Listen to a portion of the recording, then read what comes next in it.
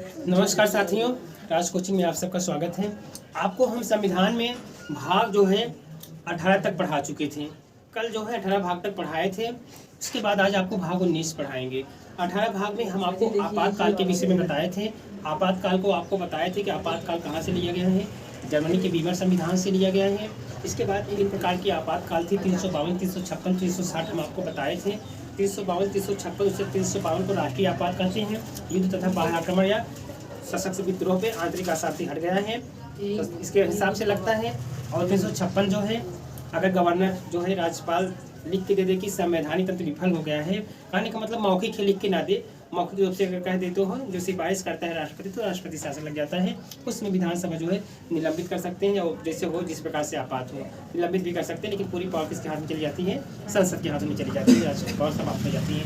फिर इसके बाद हम आपको बताए थे 360 से वित्तीय आपात कहते हैं। अब तक कभी भी नहीं लगा था और न लगने की संभावना है। तो इन सबको बताते हुए हम आपको बताए थे भारत में 352 जिसे हम राष्ट्रीय आपात कहते हैं कितनी बार लगा है। तो राष्ट्रीय आपात अब तक 3 बार लग चुका था। आपको बताए थे 1962 में जब हमारे देश के ऊपर चीन आक्रमण किया था। फिर अगला बताए थे जब जो है 1971 में जब पाकिस्तान भारत के ऊपर आक्रमण किया था। फिर उसके बाद बताए थे आपको 1975 में कि आंतरिक अशांति के हिसाब से जो है इंदिरा गांधी ने लगाई थी। ठीक है, 352 जो है राष्ट्रीय आपात अब तक 3 बार लगा था। आगे आते हैं 62, 71 और 75। 62 में चीन का आक्रमण, 71 में पाकिस्तान का आक्रमण, 75 में आंतरिक अशांति के हिसाब से इंदिरा गांधी प्राइम मिनिस्टर थी, उस समय वो लगाए थे। ठीक है, लेकिन आपको बताए थे कि 42वां संविधान संशोधन जब हुआ तो उस समय आंतरिक अशांति को हटाकर उसमें जो है सशस्त्र विद्रोह जोड़ गया। यहीं से सभी क्वेश्चन बनते हैं। ठीक है, कैसे कब हुआ इन सबको बताते हुए हम आपको आज बताएंगे भाग जो है 19 प्रकीर्णन। भाग 19 प्रकीर्णन है, इसमें विविध प्रावधान है, इसमें कुछ खास नहीं। एक अनुच्छेद हम आपको बता देंगे, अक्सर पूछता है उसको जानकारी कर लीजिए। कोई एक अनुच्छेद पूछेगा, अनुच्छेद 361। अनुच्छेद 361, अनुच्छेद 361 क्या कहता है? इसमें जो है ये है कि राष्ट्रपति और राज्यपाल को उनके कार्यकाल के दौरान जो है गिरफ्तारियां नहीं की जा सकती। उनको जो है इसलिए कहा गया है विविध प्रावधान, यानी उनका संरक्षण समझ लीजिए है कि राष्ट्रपति को और राज्यपाल को उनकी कार्यकाल के दौरान क्या होती हैं? गिरफ्तारियां नहीं की। लिखना हो तो लिख लीजिए, राष्ट्रपति और राज्यपाल को लिख लीजिए। हम लिख रहे हैं अनुच्छेद 361 के अनुसार राष्ट्रपति और राज्यपाल को उनके कार्यकाल के दौरान गिरफ्तारियां नहीं की जा सकती।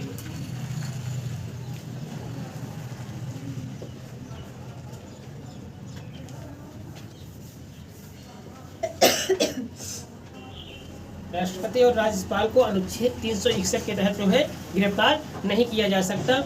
महाभियोग प्रक्रिया जो है तो आप जान ही रहे हैं। ठीक है, अनुच्छेद 61 के हिसाब से तो जो है राज्यपाल भी राष्ट्रपति को अगर कोई इनका काम है, अगर कोई गिरफ्तारी अपराध संबंधित हो तो 2 महीने बाद इनको क्या करना पड़ेगा? सूचना देना पड़ेगा।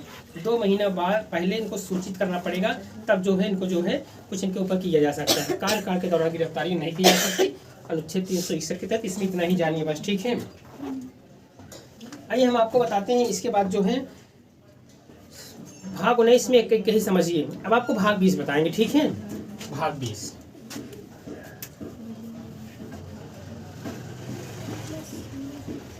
20 जो है, भाग 20 क्या है? संविधान संशोधन है। क्या है? संविधान संशोधन।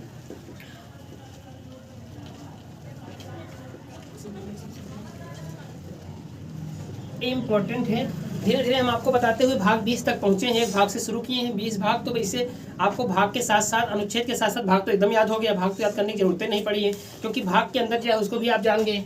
तो भाग 20 जो है ये जो है संविधान संशोधन है। सबसे पहले हम जानेंगे कि संविधान संशोधन प्रक्रिया कहाँ से लिया गया है। आइए हम देखते हैं संविधान संशोधन भाग 20 से। संविधान संशोधन प्रक्रिया ये कहाँ से लिया गया है जान रहे हैं? दक्षिण अफ्रीका से लिया गया है। कहाँ से लिया गया है? दक्षिण अफ्रीका से लिया गया है। लिया गया इतना क्लियर हुआ ना। हमारा संविधान जो हमारे देश का संविधान है यह जो है ना लचीला ही है। ब्रिटेन का संविधान समझ लीजिए एकदम लचीला, वहाँ कोई लिखित उखित नहीं है। अमेरिका का संविधान एकदम कठोर है, लेकिन हमारे देश का जो संविधान भारत का है ना एकदम कठोर है ना लचीला है, दोनों का मिश्रण है। ठीक है, हमारे देश का संविधान अंततः लचीला और अंततः कठोर दोनों है, इतना हम जानिए। ठीक है, हमारे देश का संविधान अंततः लचीला और अंततः कठोर है। तो हमारे देश में जो संविधान संशोधन प्रक्रिया है ये दक्षिणी अफ्रीका से लिया गया है। ठीक है, दक्षिणी अफ्रीका से लिया गया है। संविधान संशोधन प्रक्रिया किस भाग में है? भाग 20 में है। आइए हम आपको बताते हैं संविधान संशोधन जो ये प्रक्रिया है किस प्रकार से संविधान संशोधन किया जा सकता है। संविधान संशोधन की कितनी प्रक्रिया हैं? 3 प्रक्रियाएं। कितनी प्रकार से संविधान संशोधन के प्रकार?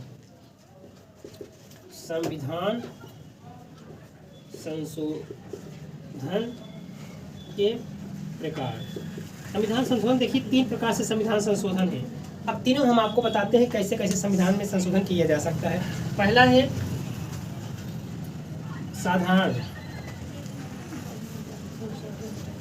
साधारण प्रकार से संविधान संशोधन। देखिए संविधान जो है साधारण प्रकार से कोई साधारण प्रकार से प्रक्रिया होती है तो उसमें क्या होता है, जितने सदस्य होते हैं आधे से अधिक, ठीक है, आधे से अधिक सदस्य जो है अपना बहुमत दे दें, तो उस प्रकार की प्रक्रिया को जो है संविधान संशोधन साधारण बहुमत से किया जा सकता है। साधारण संशोधन का मतलब यही होता है आधे से अधिक लोग, जैसे हमारे कहने का मतलब 500 है तो 250 से थोड़ा ज़्यादा हो जाए, ये क्या है? साधारण प्रक्रिया है। ये जो है संविधान संशोधन के 3 प्रकार होते हैं। संविधान संशोधन के प्रकार 3 प्रकार होते हैं। पहला हो गया, अभी दूसरा बताएंगे, फिर तीसरा बताएंगे। ठीक है, तो संविधान संशोधन में पहला प्रकार क्या है? साधारण प्रक्रिया द्वारा संविधान संशोधन। इसमें क्या होता है, आधे से अधिक लोग, ठीक है, आधे से अधिक लोग एक तरफ हो जाएंगे तो समझ लीजिए संविधान संशोधन हो जाएगा। हाँ, संसद में जो होता है, संसद के जो सदस्य होते हैं वे सदस्य आधे से अधिक हों, ठीक है, आधे से अधिक हो तो क्या है? साधारण प्रक्रिया संविधान संशोधन। इसमें कौन कौन अनुच्छेद होते हैं इसको थोड़ा सा हम आपको बताते हैं। जैसे कुछ अनुच्छेद हैं, जैसे साधारण प्रकार से संविधान संशोधन, फिर इसके बाद आगे लिखिए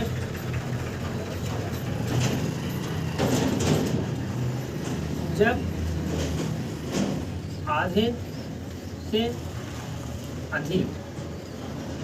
आधे से अधिक लोग का मतलब जो होता है आधे से अधिक जो सांसद होते हैं, आधे से अधिक लोग जब एक तरफ हो जाएंगे तो उसमें ये प्रक्रिया जो है संविधान की साधारण प्रक्रिया है। साधारण प्रकार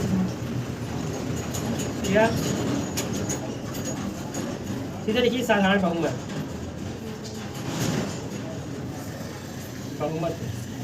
द्वारा। साधारण बहुमत जान गए ना, आधे से अधिक। साधारण बहुमत का मतलब होता है आधे से अधिक संशोधन।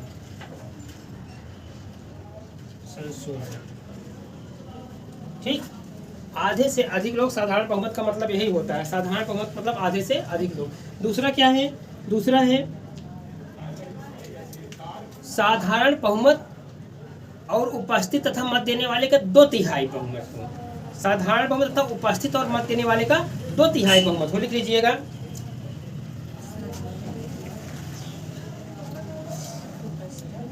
विशेष बहुमत द्वारा संशोधन। बहुमत द्वारा संशोधन, विशेष बहुमत द्वारा संशोधन। तीसरा भी लिख लीजिए तब हम समझाते हैं। विशेष बहुमत और राज्यों का अनुसमर्थन। तीसरा लिख लीजिए, लिख तो बता रहे हैं। विशेष बहुमत तथा आधे से अधिक राज्यों का अनुसमर्थन। विशेष बहुमत तथा आधे से अधिक राज्यों का अनुसमर्थन।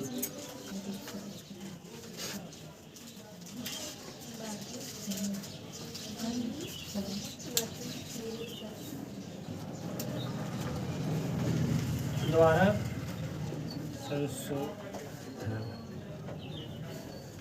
ठीक है, अनुच्छेद 368 है, तो 361 हो गया, इसके बाद अनुच्छेद 368 आ गए। अनुच्छेद 368 बीच में कुछ अनुच्छेद हैं, हम उसको बता दे रहे हैं। जैसे हमारे कहने का मतलब ये 3 प्रक्रिया है संविधान संशोधन की। साधारण बहुमत द्वारा संशोधन, विशेष बहुमत द्वारा संशोधन। विशेष बहुमत में उसको समझा दे रहे हैं, इसको भी हम समझा दे रहे हैं। ठीक है, विशेष बहुमत और राज्यों के अनुसमर्थन द्वारा संशोधन, तीनों हम अभी आपको समझा दे रहे हैं। इसमें 361 के बाद 368 आ गए, भाग 20 अनुच्छेद 368। इसमें जो है 364 थोड़ा विमान उमान पत्तनों से संबंधित है, और 365 जो है संघ के जो निर्देश होते हैं राज्य को मानना पड़ेगा। ठीक है, अनुच्छेद 300 चाहे लिखना चाहते हो तो लिख लीजिएगा। अनुच्छेद 365 संघ के निर्देश। तो संघ कोई निर्देश देगा तो राज्य को मानेंगे। 65-66 उसके बाद खास इंपॉर्टेंट नहीं है। आइए सीधा भाग 20 368। ठीक है, तो आइए हम आपको बताते हैं साधारण बहुमत क्या है संविधान संशोधन में।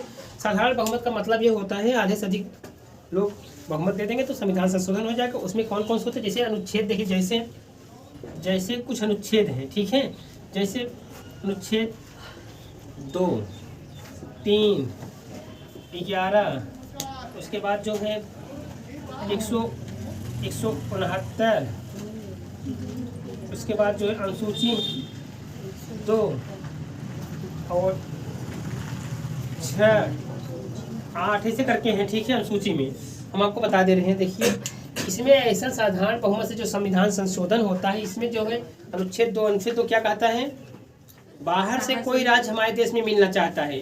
ठीक है, अनुच्छेद 3 क्या कहते हैं, किसी भी राज्य का नाम सीमा बदल कर नए राज्य का निर्माण करते हैं। और 11 में विधि बना सकते हैं। ठीक है, 169 में विधानमंडल है। इन सब में अगर कोई परिवर्तन किया जाएगा तो कैसे होगा, साधारण बहुमत द्वारा संशोधन होगा। ठीक है, हमने अनुच्छेद लगा दिया है। कुछ अनुच्छेद ऐसे हैं, जैसे मान लीजिए 2, 3, 4, 169 विधानमंडल है, 239 हो जाएगा केंद्र शासितों के लिए विधानमंडल। ठीक है, वो भी आ जाएगा, 239 भी आ जाएगा, 239 का भी आ जाता है, ये विधानमंडलों के लिए है। इसके बाद अनुसूची में आएंगे, अनुसूची 2 में वही वेतन वेतन संबंधित प्रावधान है। ये सब जो है राष्ट्र के ये सब जो है साधारण बहुमत से संशोधन होते हैं। ठीक, एक हो गया। दूसरा है विशेष बहुमत द्वारा संशोधन।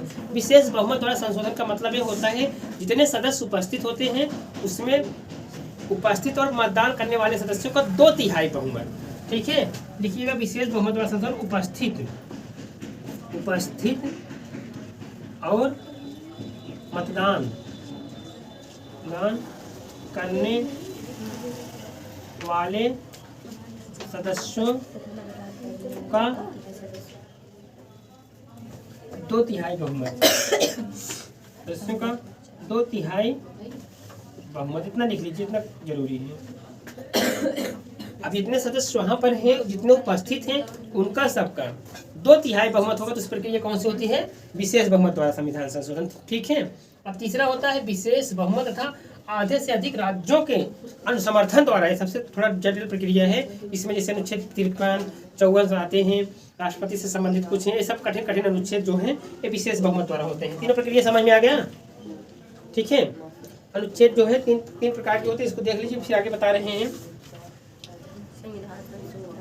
हाँ, और 2-3 संशोधन होते हैं, आपको बता दें। जैसे पूछता है केशवानंद कब हुआ था, केशवानंद 1973 में हुआ था। ठीक है, इसमें जो है संविधान की जो प्रस्तावना है, इसमें जो है संशोधन किया गया था। मतलब संविधान में कहा गया था कि प्रस्तावना जो है एक वीरूवारी था। ठीक है, उसमें बताया गया था कि संविधान में संशोधन नहीं किया जा सकता। केशवानंद जो हुआ ये सबसे बड़ी पीठ थी। इसमें जो है 13 सदस्य थे। उन्होंने कहा कि संविधान में संशोधन कर सकते हैं लेकिन मूल ढांचे को छोड़कर। ठीक है, मूल ढांचे को छोड़कर संशोधन कर सकते हैं। ठीक है, अब आपको बताते हैं 368 में कितनी बार संशोधन हुए, उसको भी बता सकते हैं। केशवानंद ने यही कहा है। और एक चीज देखिए, संविधान संशोधन जो है अब तक कितने हो चुके हैं, 105 हुए तो 126। जैसे हमारा कहने का मतलब एक चीज होता है, जैसे इधर होता है बिल, अगर राष्ट्रपति दस्तखत करता है तो एक्ट बन जाता है, उसी हिसाब से होता है। तो 105 संविधान संशोधन हुए। हम इसको आप बताएंगे, भाग 20 पढ़ा रहे हैं, 21, 22 बताने के बाद जब पहुंचेंगे लास्ट में तो एक और से हम पूरा संविधान संशोधन बताएंगे। ठीक है, आज पूरा नहीं बताएंगे, आज सिर्फ प्रक्रिया बता दे रहे हैं क्या चीज़ है। इसके बाद हम दो तीन भाग में बांट के पूरा संविधान संशोधन लास्ट में बता देंगे। ठीक है, लास्ट में मतलब भाग 20 बताए हैं, 21, 22। ठीक है, उसके बाद जहाँ पहुँचेंगे तो हम आपको पूरा बता देंगे। एक दिन संविधान संशोधन, 2 दिन लगेगा, तो 3 दिन में पूरा सब कंप्लीट करेंगे। तो ये होता है। इसके बाद आइए बताते हैं 368 जो है इसमें कितनी बार संविधान संशोधन किया गया है। 368 में 3 बार हुआ है। कब हुआ था? 1956 में। पूछता है संविधान संशोधन 368 में कितनी बार संविधान संशोधन हुआ है, तो 368 में 3 बार हुआ है। 1956 में हुआ है, उसके बाद 1971 में हुआ है, 1976 में हुआ है। ठीक है, 300 लिख दीजिए, अनुच्छेद 368 में 3 बार 1956, 1971, 1976, 368 में 3 बार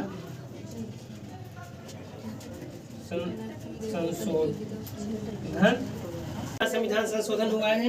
368 में जो है 3 बार हुआ है। 1976 में इसको हम कौन सा संविधान संशोधन कहते हैं? 7वां संविधान संशोधन कहते हैं। फिर 1971 में इसको कौन सा कहते हैं? 24वां कहते हैं। फिर जो 1976 में क्या हुआ था? इसे हम कहते हैं प्रक्रियण।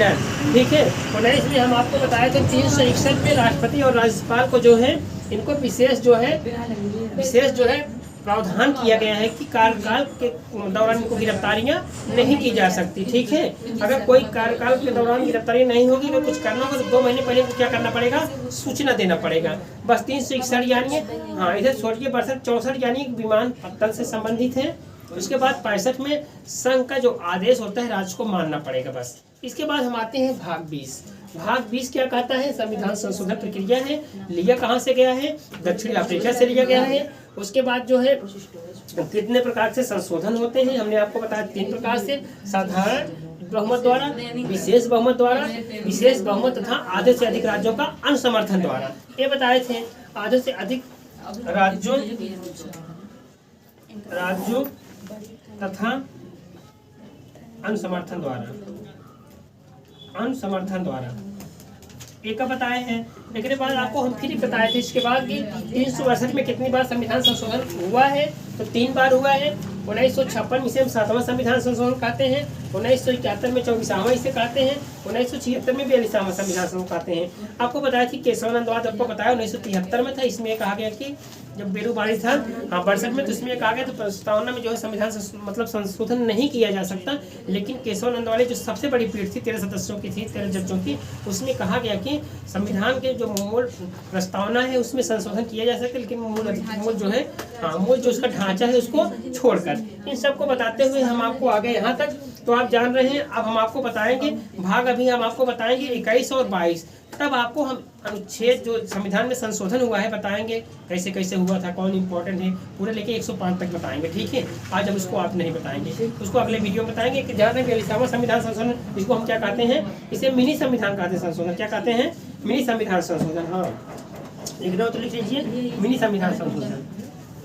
मिनी संविधान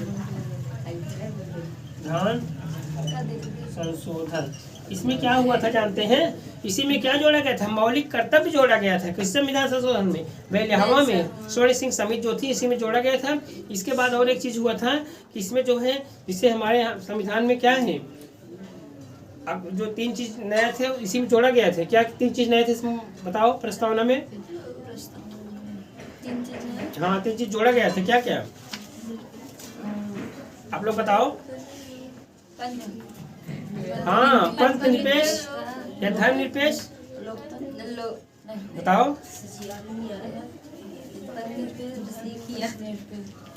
प्रस्तावना पढ़े आज जाए हम। भारत के लोग भारत को एक संपूर्ण प्रभुत्व संपन्न समाजवादी पंथ निरपेक्ष सपा आए आपको बताए थे। सर समाजवादी पंथ निरपेक्ष, उसके बाद जो है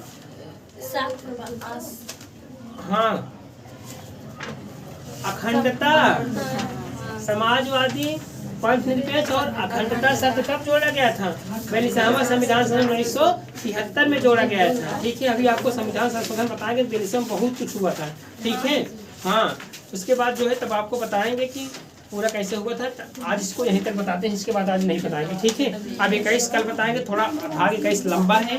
ठीक है, उसके बाद 22 बताने के बाद अब हमको पूरा 105 संविधान संशोधन पढ़ेंगे, तो 3 दिन बताएंगे। फिर अगले वीडियो मिलेंगे, तब तक के लिए नमस्कार।